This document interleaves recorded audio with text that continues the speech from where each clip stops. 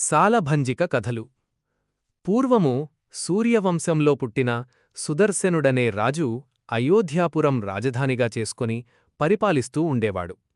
అతడు నిత్యం అన్నదానాలు క్రమం తప్పకుండా చేస్తూ దేవతల మెప్పుకోసం యజ్ఞయాగాలు చేస్తూ మిక్కిలి పేరు పొందాడు. అయితే ఒకనాడు సరయూ నదీతీరంలో యజ్ఞం చేస్తుండగా త్రిలోక సంచారి అయిన మన నారదుడు అక్కడికి వచ్చాడు.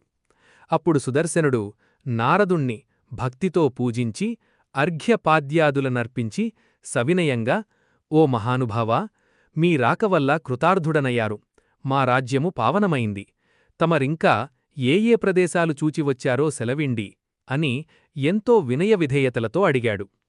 అందుకు మన నారదుడు అతని సేవలకు మెచ్చి, పరమధర్మశీలుడవైన ఓ రాజా, నీ కీర్తి బ్రహ్మలోకంలో నలుదిశలా పొగడబడుతున్నది. నీ దానధర్మాల గురించి నీ ప్రాశస్త్యం గురించి విని నిన్ను చూడాలని వచ్చాను అని అన్నాడు. అందుకు సుదర్శనుడు, స్వామీ, నాపై దయతో మీరిలా వచ్చారుగాని నేనెంతటివాడను అని ఎంతో వినయంగా నమస్కరించాడు. అందుకు ముని, ఓ ధరణీసా, నీ చరిత్ర బ్రహ్మలోకంలో చర్చించబడుతోంది, అంతకంటే ఏం కావాలి? నీవంటి వారికి సాధ్యం కానిదే లేదు. స్వధర్మాన్ని త్యాగం చెయ్యకుండా నిర్మల జీవితాన్ని గడిపేవారికి దుస్సాధ్యమైనదీదీ ఉండదు అని చెప్పి, ఋషిపత్నులు ఇసుకతో చేసిన కలశాల్లో నీళ్లు నింపుకోవడం నీకు తెలుసుకదా, కావాలంటే దీనికి నిదర్శనంగా ఇదిగో నీవు కూడా ఈ ఇసుకతో కుండను చేసి నీళ్లు నింపిచూడు, నీరు నిలబడుతుంది అని ఇంత ఇసుక తీసి రాజుకిచ్చాడు. సరే అని రాజు ఆ ఇసుకతో కుండను చేసి నీరు నింపాడు. అందులో ఆ నీరు నిలబడేసరికి పరమానందభరితుడయ్యాడు. అప్పుడు నారదుడు, ఈ విధముగా పుణ్యచరితుడవై కీర్తిప్రతిష్ఠలతో చిరకాలం వర్ధిల్లు అని దీవించి తన దారిన తాను వెళ్ళిపోయాడు.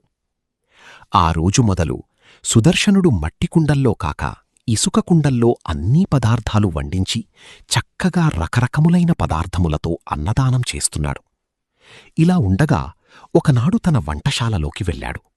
అక్కడ అన్నీ ఇసుక కుండలలో వండబడే సామాగ్రిని చూసి ఉబ్బి తబ్బిబ్బై, ఆహా, నేనెంతటి ఘనుడను అని గర్వముతో పొంగిపోయాడు. అంతే, తక్షణం ఆ కుండలన్నీ కరిగిపోయి ఇసుకపోగులుగా మారిపోయాయి. కారణం తెలియక రాజు చింతాక్రాంతుడయ్యాడు.